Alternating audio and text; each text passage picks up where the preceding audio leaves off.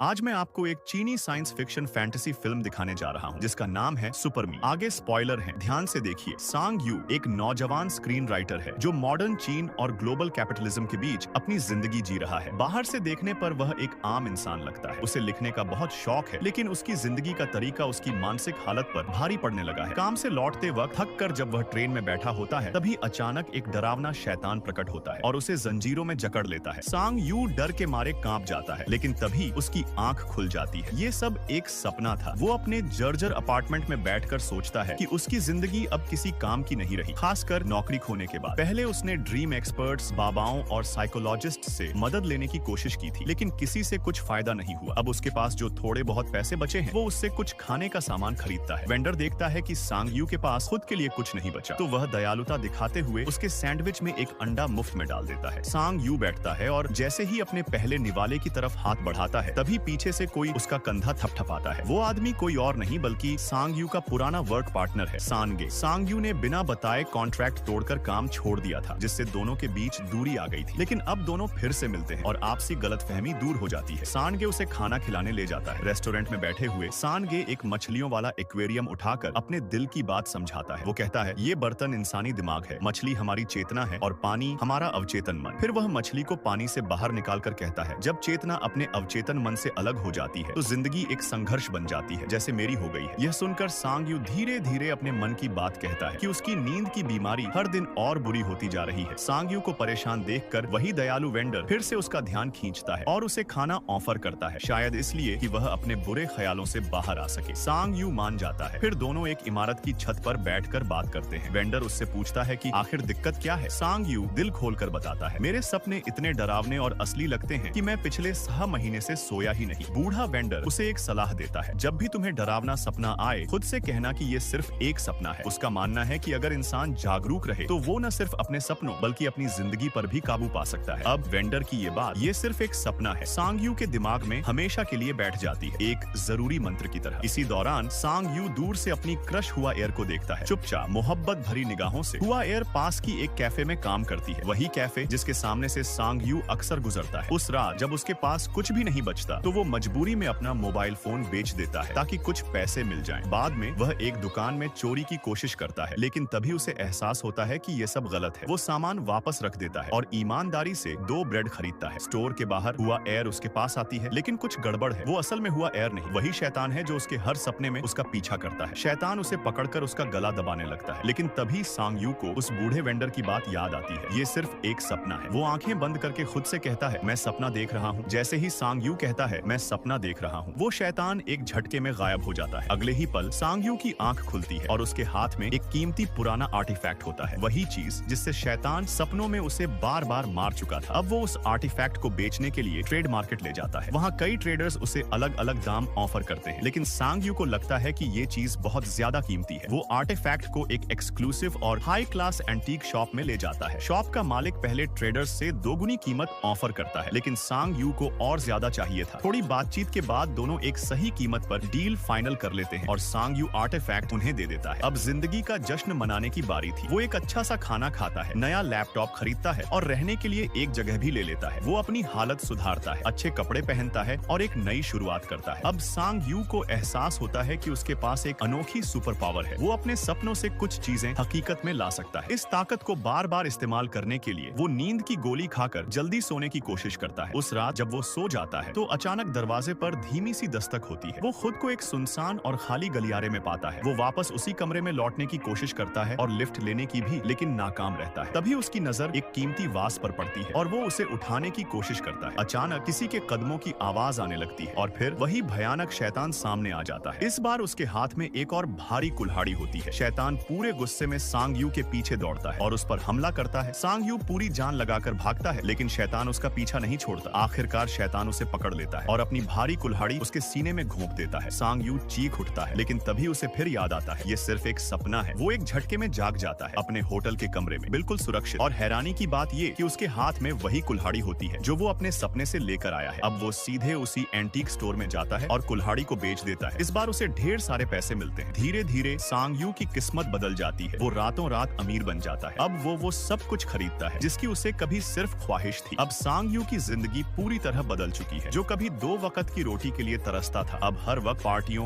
Malls और शानदार जगहों में घूमता है। जैसे जैसे वो अपने सपनों का उस्ताद बनता जा रहा है, वैसे वैसे उसके सपनों की दुनिया भी और ज्यादा शानदार होती जा रही है। एक रात वो खुद को एक लग्जरी म्यूजियम में पाता है, जहाँ कीमती मूर्तियां और सजावटी आइटम्स हर तरफ रखे होते हैं। सांग यू ध्यान से हर चीज को देखता है, यह सोचते हुए कि इनमें से सबसे ज्यादा कीमती क्या हो सकता है। जब उसकी नजर सोने से बने सामानों पर पड़ती है तो वह हैरान रह जाता है। इतनी दौलत उसने कभी देखी ही नहीं थी। अब वो उन चीजों को इकट्ठा करता है जिन्हें वो हकीकत में ला सकता है। एक बार फिर सांग यू का आमना सामना होता है उस नीली खाल वाले राक्षस से, लेकिन इस बार वो डरा नहीं है। अब वो कॉन्फिडेंट है, क्योंकि अब वो उसे कई बार झेल चुका है और अब वो अपने सपनों को कंट्रोल करना सीख चुका है। वो अलग अलग खजानों को उठाता है और फिर वो जादुई शब्द बोलता है, ये सिर्फ एक सपना है, और हकीकत में लौट आता है। उसका पुराना दोस्त और बॉस सांगे सामने आ जाता है। सांग यू भागने ही वाला होता है, लेकिन फिर उसे याद आता है अब उसके पास इतने पैसे हैं कि सांगे का हिसाब चुका सकता है। इसीलिए वो रुकता है, मुस्कुराता है और सांगे को डिनर पर इनवाइट कर देता है। डिनर के दौरान सांग यू ने सांगे का सारा कर्ज चुका दिया। अब उसमें आत्मविश्वास आ चुका था और वो अपने दिल की बात कहने के लिए तैयार था। वो चला गया उस लड़की के पास जो हमेशा उसके सपनों में आती। उसी शाम सांग यू और सांगे फिर मिले। दोनों पुराने दोस्तों ने ज्यादा ही पी ली। सांगे ने नशे में धुत सांग यू को उठाया और उसे उसके कमरे के बिस्तर तक पहुंचा दिया, लेकिन तभी बिना किसी चेतावनी के सांग यू को फिर एक एपिसोड होता है और जब वो जागता है उसके हाथ में होती है चमकदार सोने की जंजीरें। सांगे ये सब अपनी आंखों से देखता है और हैरान रह जाता है। अब उसे यकीन हो जाता है कि ईश्वर ने उसके पुराने साथी को ये सुपर पावर एक इनाम के तौर पर दी है, उस सारी तकलीफों के बदले जो उसने अब तक झेली है। सांगे अब पूरी तरह हैरान था। वो घुटनों के बल बैठकर सांग यू से विनती करता है, भाई पार्टनर बना ले प्लीज। सांगे की वो मासूम लेकिन झक्की पर्सनैलिटी देखकर सांग यू मुस्कुराता है और हाँ कह देता है, और इस तरह दोनों बन जाते हैं पार्टनर इन क्राइम। अब सांग यू की जिंदगी का एक ही मकसद है, हुआर को इम्प्रेस करना। वो उसके कैफे को दीवाले से बचा लेता है, उसे तोहफे में देता है एक ग्रैंड टूरिज्मो मासेराटी। फिर सांग यू की जिंदगी शाही हो गई थी, लेकिन उसके सोचने का तरीका अब भी दार्शनिक और गंभीर था। वो और सांगे अब सोच रहे थे कि इस सारी दौलत का इस्तेमाल दुनिया को बेहतर बनाने में करेंगे, लेकिन जैसा कहा जाता है जो बोओगे वही काटोगे। दुनिया में कुछ भी फ्री नहीं होता। सांग यू को अब अपने इस अलौकिक पावर का साइड इफेक्ट मिलना शुरू हो चुका था। उसके जिस्म पर धीरे धीरे वो घाव उभरने लगे जो उसे सपनों में उस राक्षस से मिले थे। अब उसके मन में एक डर बैठ गया। उसे लगा कि कहीं इस सब में हुआर भी न फंस जाए, इसीलिए वो अचानक भाग खड़ा हुआ और जानबूझकर हुआर को नजरअंदाज करने लगा। जैसा आजकल की भाषा में कहते हैं, उसने उसे घोस्ट कर दिया। उसी रात सांग यू अपने कमरे में लौटता है और सांगे से कहता है, आज मैं अकेला सोना चाहता हूँ, और फिर वो सो जाता है। जैसे ही वो REM स्लीप में जाता है, वो पहुंचता है एक और अजीब सी चेतना की दुनिया में, एक ऐसी जगह जहाँ हकीकत और सपना अब अलग नहीं रह गए थे। वो जगह जैसे किसी दूसरे ही आयाम की थी, एक ऐसी हकीकत जहाँ वो था भी और नहीं भी। सांग यू खुद को देखता है, हाँ वो परछाई कोई और नहीं बल्कि उसका ही दूसरा रूप था, उसका डॉपलगैंगर, उसका आंतरिक अक्स, उसकी ही एक और शक्ल। फिर अचानक वो दूसरा सांग यू धीरे धीरे